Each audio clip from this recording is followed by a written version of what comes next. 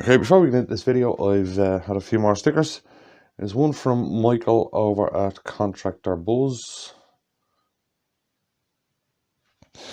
Thank you, Michael. And I've had one from Gerald at West Virginia Wood and Iron. The camera decides to focus. There we go. Thank you, Michael. And I've had one from The Hive from Michael over in the States again. Right, thank you very much, guys. I will put up links to their Instagrams in the description. Now, let's get on with this video. Right, so, Happy New Year to everyone. And in this video, I'm going to use, do you remember the bowl I did a couple of weeks ago? The Spalted Sycamore. Now, this is one of the cut-offs of it. And I'm going to use it to do a vase. Right, the first thing I'm going to do is bring it over to the bandsaw and square it up. Make life easy on myself. Then round it off, stick it in a chuck. And we'll go from there. And there's some really nice markings in this. And I like up there, so I'm just going to cut it there. Try and keep that at the top. It's in the wrong orientation for a spindle, of course. But we'll see what we can do with it. Right, we'll throw this on the bandsaw and square it up. Now, that side is good and solid. That side seems to might have a few cracks in it, so I'm going to cut that side off. Right. Simplest way of squaring something up on a bandsaw is to just line it up, and you get something that's roughly square. Right, so we take that side off.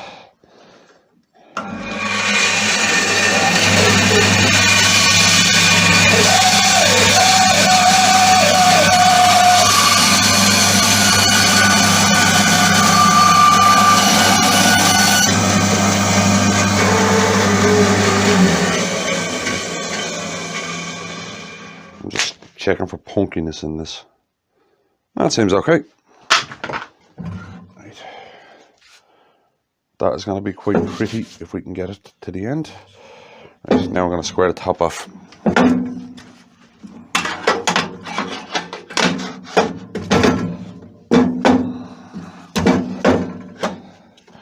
I want to see where that is.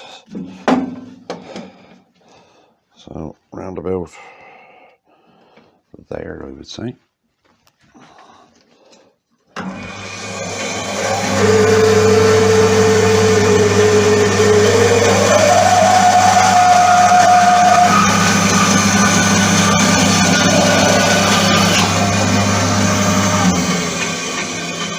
Managed to keep any of that. A little bit. Yeah, we managed to keep that figure there.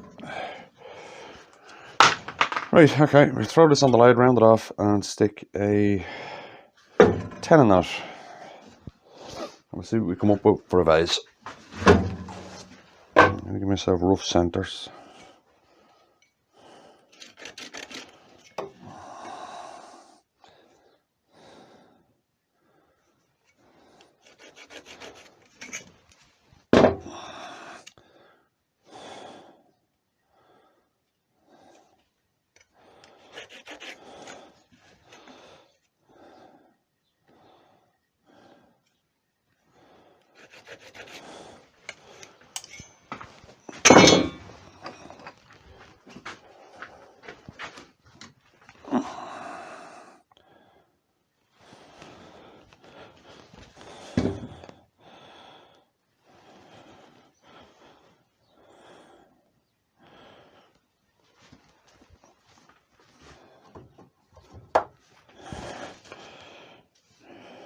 Now, I don't think it really makes much of a difference.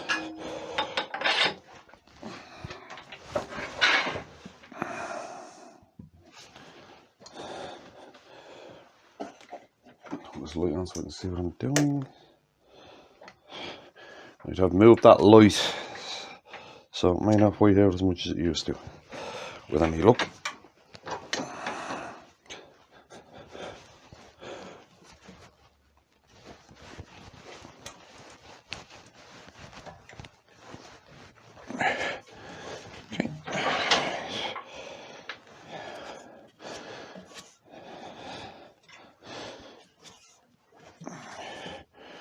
Right then.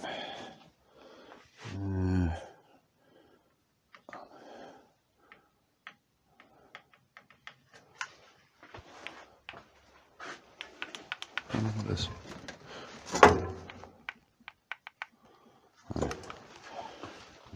I have the lathe rigged to this, so I have a stop switch on that side.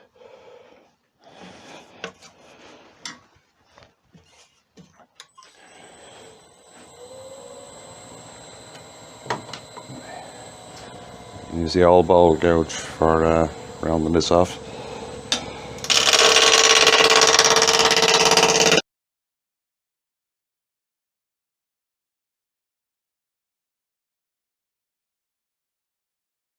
Moving a little closer. That isn't too punky. As if it is punky, this is not going to be happening.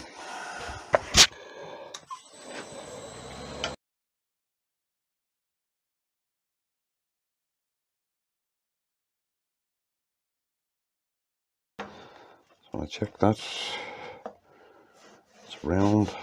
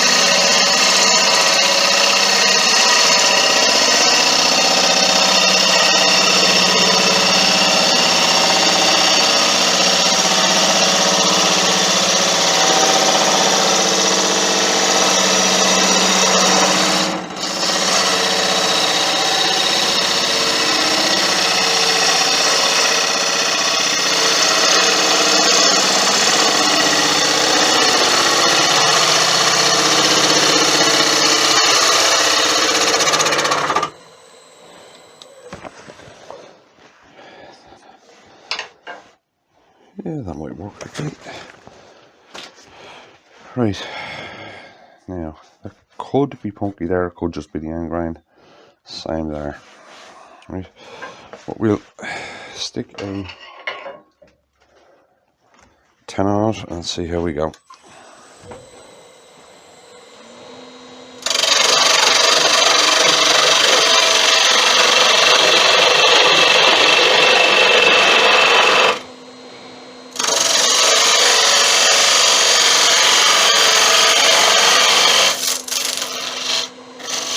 Now, what I want the end of this depends on what tenor I use. That will be too big, so we go with the smaller jaws. Right. We go to 2-inch jaws.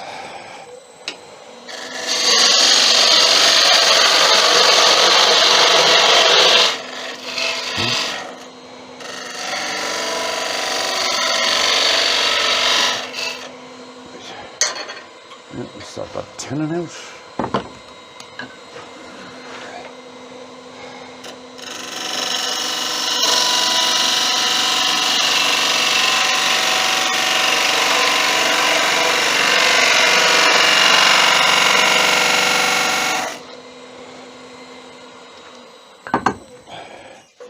Right, we'll stick that in a set of jaws now and see how it goes. Now then, shape wise, I found with vases, people tend to like simple shapes instead of the instead of the fancy shapes that you might think. Okay, we go with the Thompson again. A bit of speed going. Right.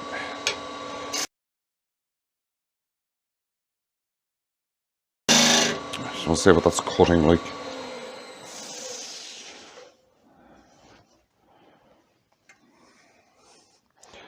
not bad, it's not great though.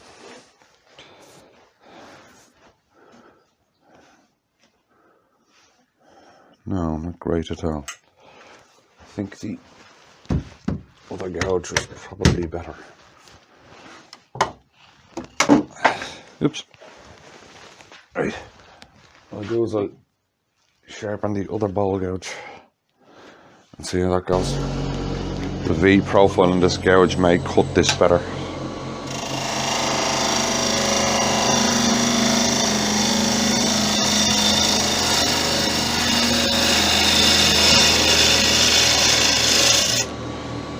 So we'll see.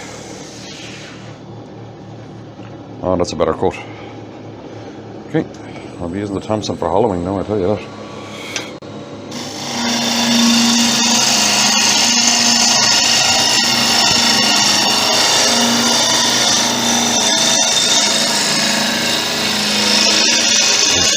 Now the shape I'm going to go for is what they call a tulip vase.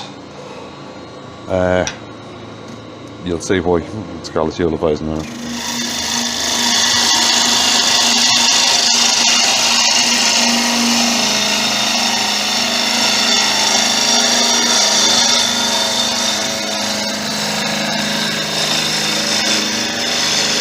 It's actually quite a simple shape, but people like them.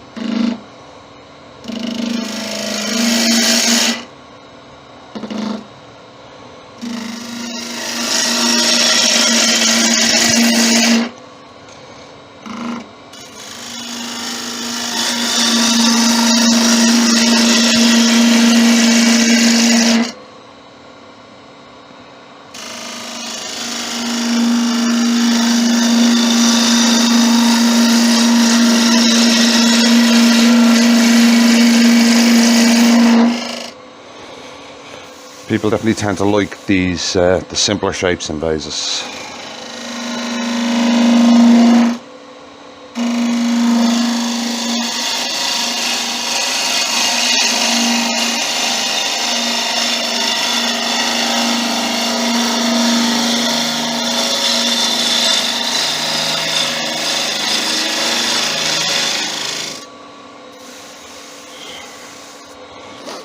Right. Now, it's the top of the tulip done, so let's see the bottom of it. Right.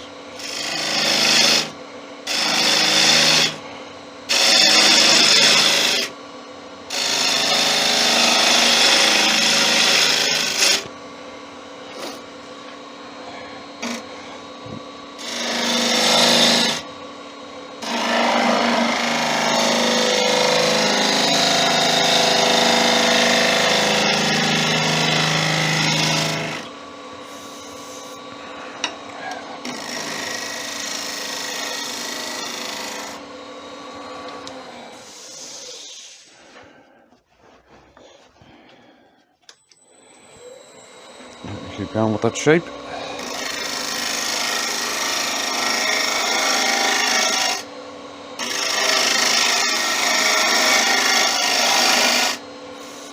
Yeah.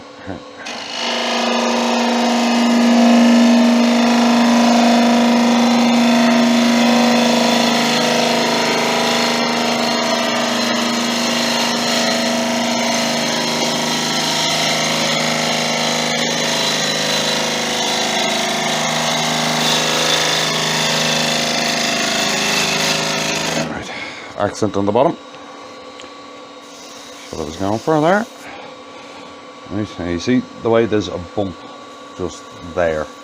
The transition isn't smooth. So what I want to try and do is get that transition smoother so that it comes up on a curve and then a sharper curve there and then down on a curve.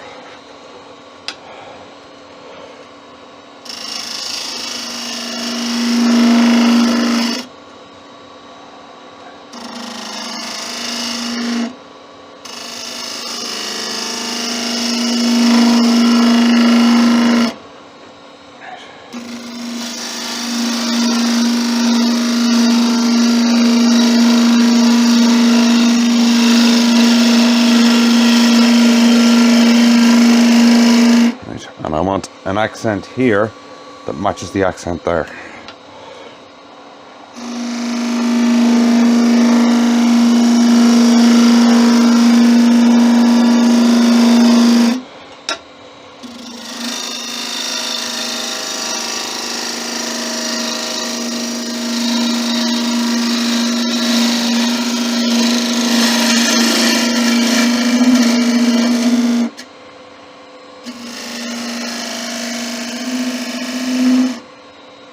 and I want that to go in.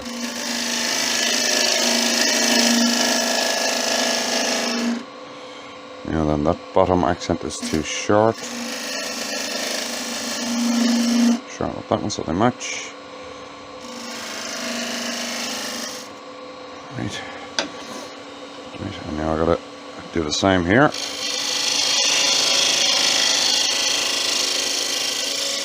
Same kind of accent here.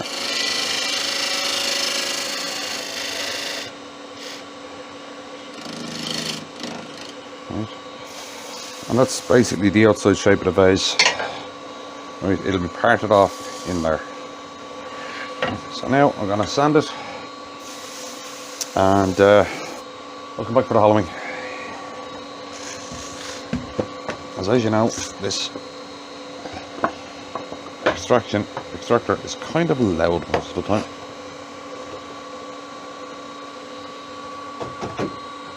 Right. So, back in a few. And we're back. Just finished buffing off this piece. And as I said at the start, I kept the shape of this simple because in general what I found is people like simple shapes.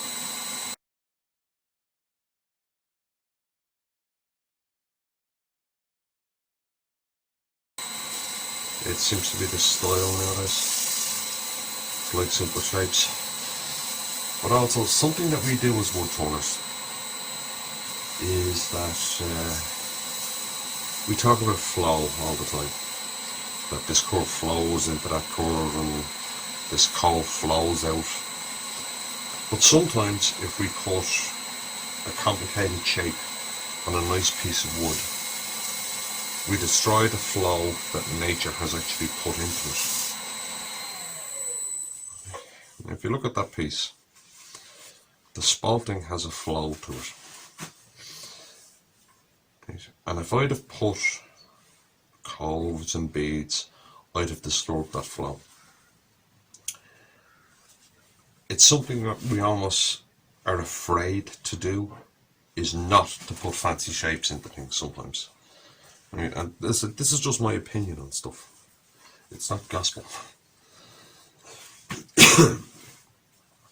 You can destroy a piece by making it overcomplicated. And we're all guilty of doing it sometimes. I've said this before in videos, that if you have pretty wood, you need a simple shape. And if you have plain wood, that's when we get a chance to go complicated and throw in our beads and coves and everything else. Something that I like to do if I get a nice piece of wood like this is put a start and a stop, which I have here with the accents, and leave the middle plain, because I'm not going to beat that. The flow that nature put into this, I'm not going to beat it. And by trying to, I could destroy what's a beautiful piece of wood.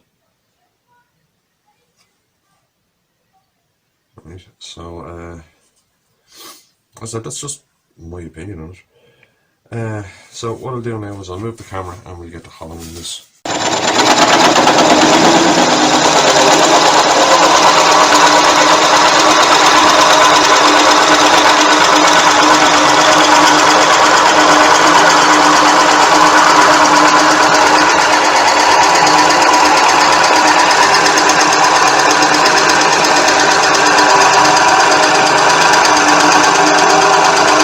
Right, and there we have the drilling part done. Now, the next part is to hollow that out more. Right, and for that I will be using a ball gouge. Right, what I'm looking for is, I'll be cutting with this edge, so I'm looking for that edge to be round about center cutting. It's a little low.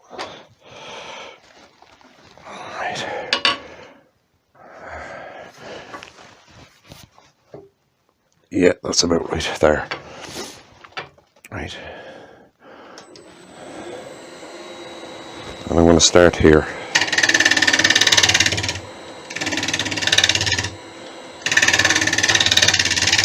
These cuts have got to be gentle. I'm too low still. I'm slightly too low still. Right, these cuts have to be gentle.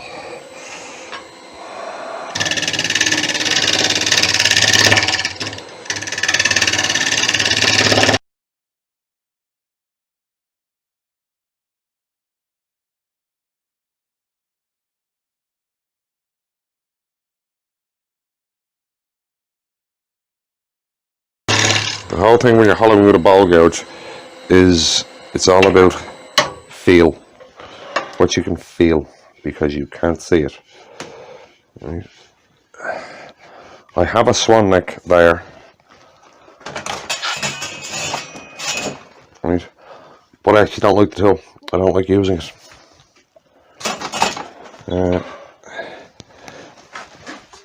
It's just one of those things that I don't like. And I don't see the reason to use something I don't like.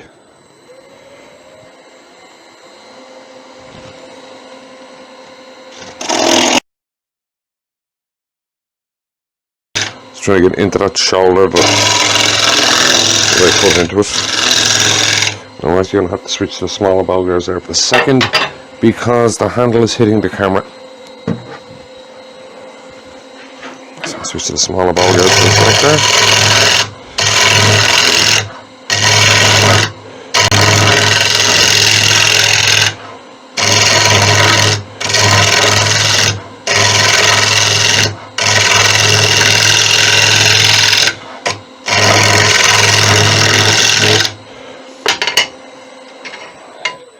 So look there. Yeah, it's following the shape inside. Alright, we'll try the 3/8 bowl gouge. See if it's any better.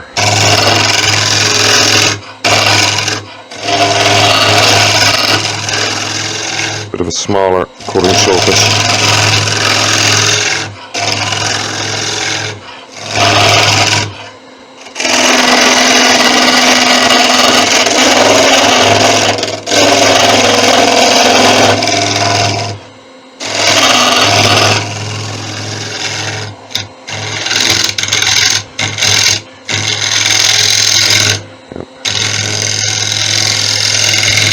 Try and turn that rim out slightly. This is the dodgiest part because I'm right out at the edge.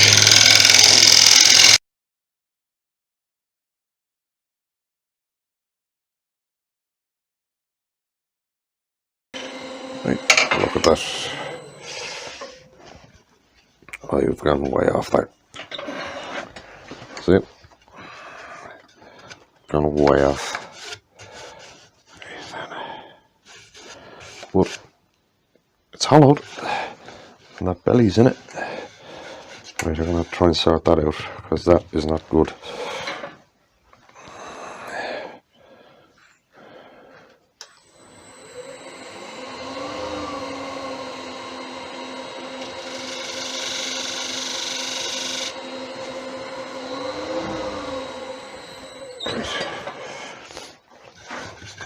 Let's see if we can sort that out.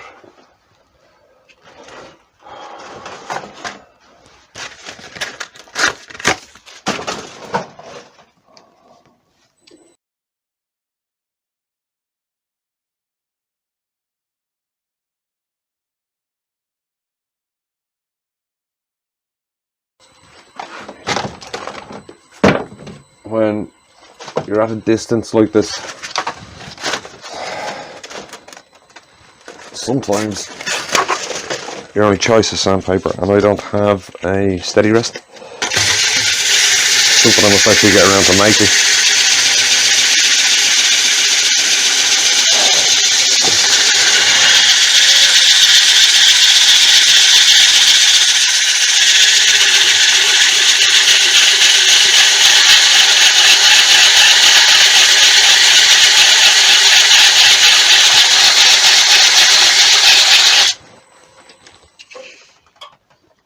Nearly there.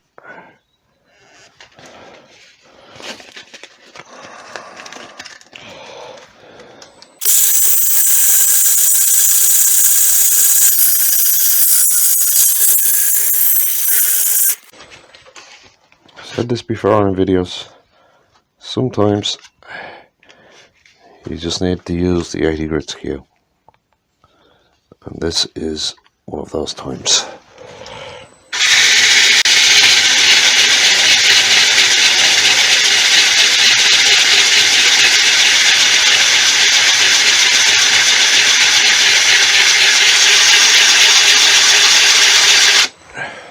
And don't ever be afraid to use it either, because it will it can get you out of trouble.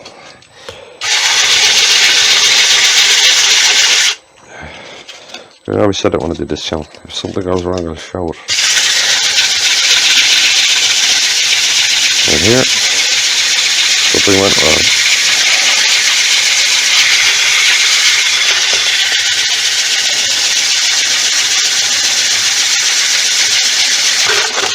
So, I'm showing it.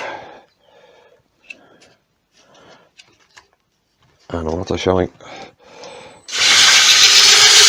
way to try and sort it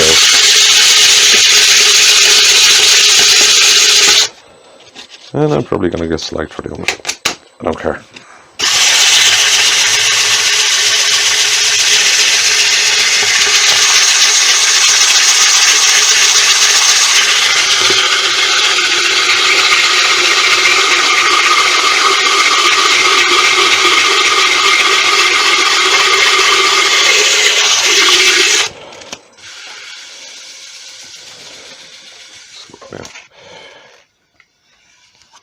Yeah, that's starting to look okay. Round it all over a bit. And that's even. Right then. Now we get to sanding the inside.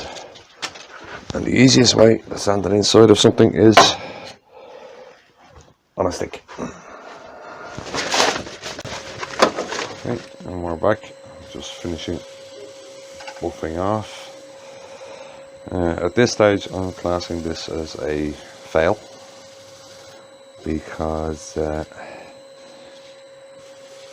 top is not right. I'll finish it, just finish the video. But the 80 grit managed to get the rim the same width, but you can probably see it in the video, there's a severe wobble in that, and it's not right, so that's a failure. And I'm afraid, well, as I said, I'd put them up no matter what. Pass or a fail. Right. So what I've done is I've done the same as the outside on the inside, as far down as I can get it, which is to about halfway.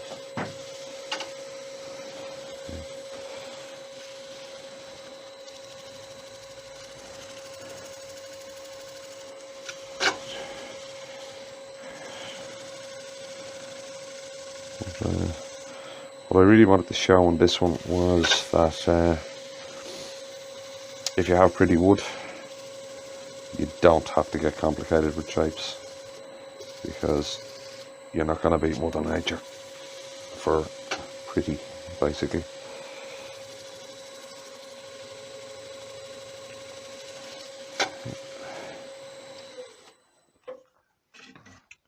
It's a pity about that, because this would have been a nice vase. Markings in it are beautiful. Right, I'll move the camera and we'll part this off. And there it is. As I said, it's a fail, because that top is way off. You can probably see it there, it's really out of line. But the grain pattern in it is pretty, which is what I was going for. So, I don't know if you've enjoyed that one, because it was bad. But hope to see you in the next one.